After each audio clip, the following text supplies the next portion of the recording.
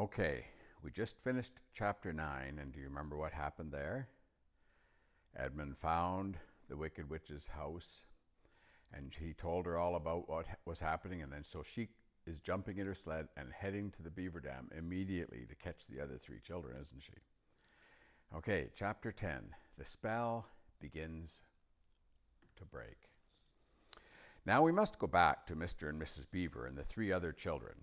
As soon as Mr. Beaver said, "There's no time to lose," everyone began bundling themselves into coats. Well, everyone except Mrs. Beaver, who started picking up sacks and laying them on the table. And she said, "Now, Mr. Beaver, just reach down that ham. Oh, and here's a packet of tea, and there's some sugar and some matches. And if someone will get 2 or 3 loaves out of the crock over there in the corner, that would be just lovely." "What are you doing, Mrs. Beaver?" exclaimed Susan. "I'm packing a load for each of us, dearie," said Mrs. Beaver very coolly. "You didn't think we'd set out on a journey with nothing to eat, did you?" "But we haven't time," said Susan, buttoning the collar of her coat. She may be here any minute." "That's what I say," chimed in Mr. Beaver. "Get along with you all," said his wife. "Think it over, Mr. Beaver. She can't be here for 1/4 of an hour at least." "But don't we want as big a start as we could possibly get," said Peter, "if we're to reach the stone table before her?" "You've got to remember that, Mrs. Beaver," said Susan. "As soon as she looks in here and finds us gone, she'll be off at top speed." "That she will," said Mrs. Beaver, "but we can't get there before her no matter what we do, so she'll be on a sled and we'll be walking." "So then we'll have no hope," said Susan. "Now, don't you get fussing, there's a dear," said Mrs. Beaver. "Can you just grab a 1/2 clean handkerchiefs out of the drawer? Of course we've got a hope. We can't get there before her, but we can keep under cover, and we can go by ways she won't expect, and perhaps we'll get through." "Well, that's true enough, Mrs. Beaver," said her husband, "but it is time we're out of here." "And don't you start fussing now, Mr. Beaver," said his wife. There, that's better. There's 5 loads, and the smallest for the smallest of us. That's you, my dear," she said, looking at Lucy. "Oh, do please come on," said Lucy. "Well, I'm nearly ready now," answered Mrs. Beaver at last, allowing her husband to help her into her snow boots. "I suppose the sewing machine's too heavy to bring?" "Why, yes, it is," said Mr. Beaver, "a great deal too heavy. And you don't think you'll be able to use it while we're on the run, I don't suppose." "I can't abide the thought of that witch fiddling with it," said Mrs. Beaver, "and breaking it or stealing it as likely as not." "Oh, please, please do hurry," said the 3 children, and so at last they all got outside, and Mr. Beaver locked the door. "I suppose it'll delay her a bit," he said, and then they set off, carrying their loads over their shoulders. The snow had stopped, and the moon had come out when they began their journey. They went in single file, first Mr. Beaver, then Lucy, then Peter, then Susan, and Mrs. Beaver came last of all. Mr. Beaver led them across the dam and onto the right bank of the river, and then along a very rough sort of path among the trees right down by the river bank. The sides of the valley, shining in the moonlight, towered far above them on either hand. "Best keep down here as much as possible," he said. "She'll have to keep to the top, for you couldn't bring a sled down here." It would have been a pretty enough scene to look at, say, through a window from a comfortable armchair, and even as things were, Lucy enjoyed it at first, but as they went on walking and walking and walking, and as the sack she was carrying felt heavier and heavier, she began to wonder how she was going to keep up at all. And she stopped looking at the dazzling brightness of the frozen river with all its beautiful waterfalls of ice, and at the white mass of treetops, and the great glaring moon, and the countless stars. And she could only after a while watch the little short legs of Mr. Beaver right in front of her going pad, pad, pad, pad, pad through the snow in front of her as if they were never going to stop.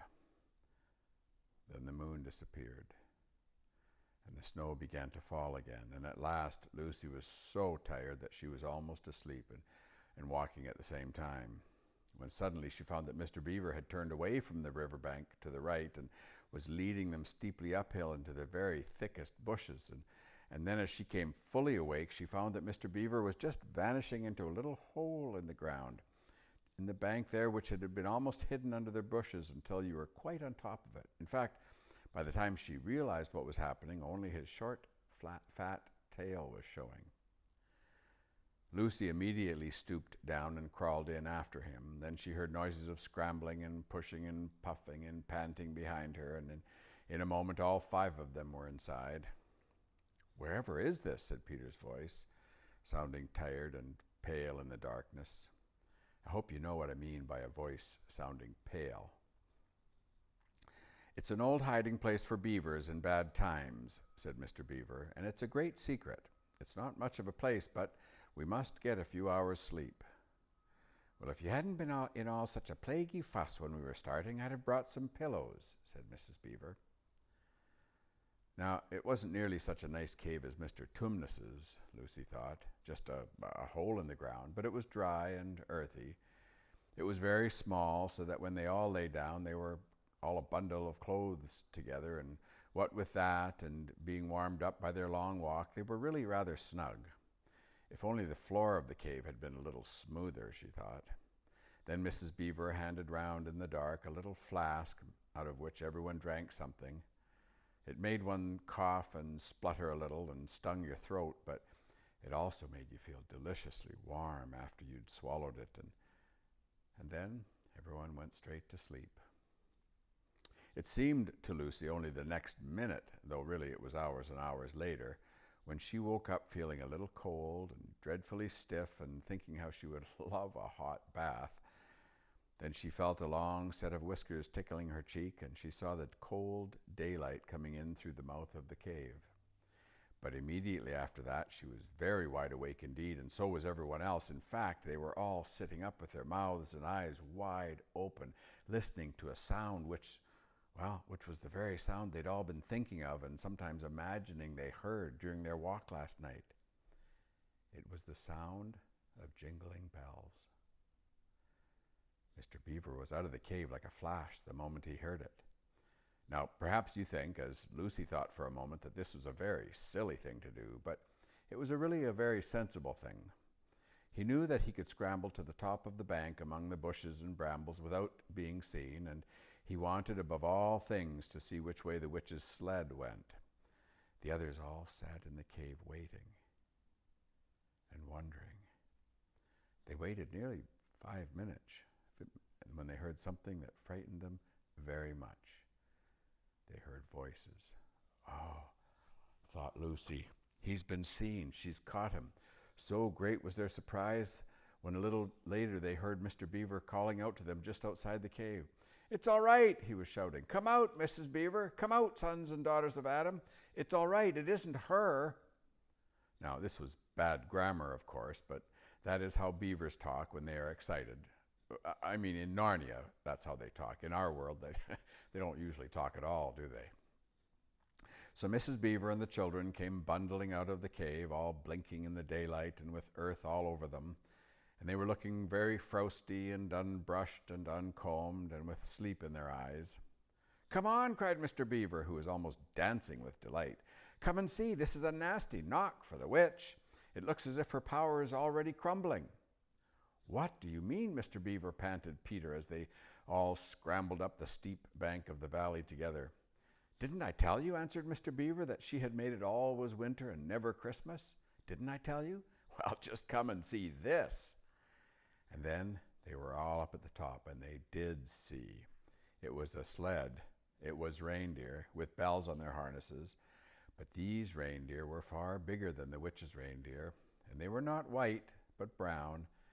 And on the sled sat a person whom everyone knew the moment they set eyes on him. He was a huge man in a bright red robe that was as bright as holly berries, with a hood that had fur inside it and a great white beard that fell like a foamy waterfall over his chest. Everyone knew him because, well, although you see people of his sort only in Narnia, you see pictures of them and hear them talked about even in our world, the world on this side of the wardrobe door. But when you really see them for real in Narnia, it is rather different. Some of the pictures of Father Christmas in our world make him look funny and jolly and happy, but now that the children actually looked at him, they didn't find it quite like that. He was so big and so glad and so real that they all became quite still. They felt very glad, but also solemn. "I've come at last," said he. "She has kept me out for a long time, but I have got in at last. Aslan is on the move. The witch's magic is weakening." And Lucy felt running through her that deep shiver of gladness which you only get if you're being solemn and still. "And now," said Father Christmas, "for your presents. There is a new and better sewing machine for you, Mrs. Beaver. I will drop it off at your house as I pass." "Well, if you please, sir," said Mrs. Beaver, making a curtsy, "the house is locked up." "Locks and bolts make no difference to me," said Father Christmas. "And as for you, Mr. Beaver, when you get home, you will find your dam is finished and mended, and all the leaks are stopped, and a new sluice gate is fitted in." Mr. Beaver was so pleased that he opened his mouth very wide, and then he found he couldn't say anything at all. "Peter, Adam's son," said Father Christmas. Here, sir," said Peter. "These are your presents," was the answer, "and these are tools, not toys. The time to use them is perhaps near at hand. Bear them well." And with these words he handed to Peter a shield and a sword. The shield was the color of silver, and across the front of it there ramped a red lion as bright as a ripe strawberry at the moment when you pick it. The hilt of the sword that you hold in your hand was made of gold, and it had a sheath and a sword belt and everything it needed. And it was just the right size and weight for Peter to use.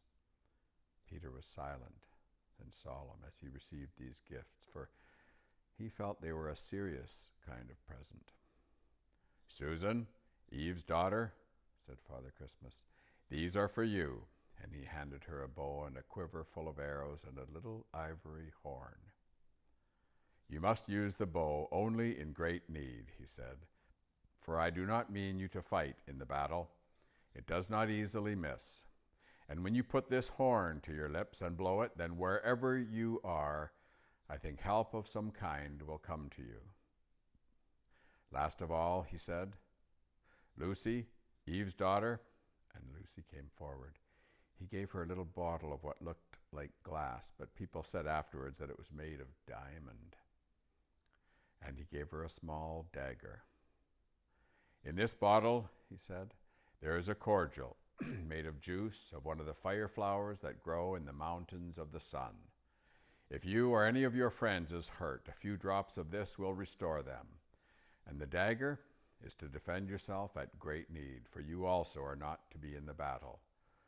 "Why, sir," said Lucy, I think, well, I don't know, but I think I could be brave enough to fight in the battle."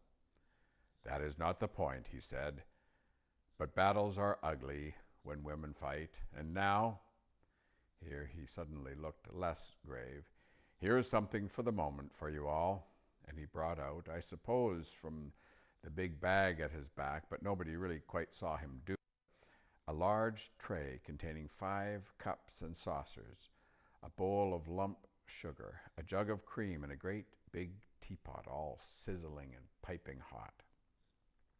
Then he cried out, "Merry Christmas! Long live the true king!" And then he cracked his whip, and he and the reindeer and the sled were all out of sight before anyone realized they had started leaving. Peter had just drawn his sword out of its sheath and was showing it to Mr. Beaver when Mrs. Beaver said, "Well then, now then, don't stand there talking till the tea's got cold. Just like men. Come and help carry the tray down and we'll have breakfast. What a mercy I thought of bringing the bread knife." So down the steep bank they went and back to the cave, and Mr. Beaver cut some of the bread and ham into sandwiches, and Mrs. Beaver poured out the tea, and everyone enjoyed themselves. But long before they had finished enjoying themselves, Mr. Beaver said, "Time to be moving on now." And that's the end of chapter 10. So chapter 11 is called Aslan is Nearer. Okay, we'll see you tomorrow for chapter 11.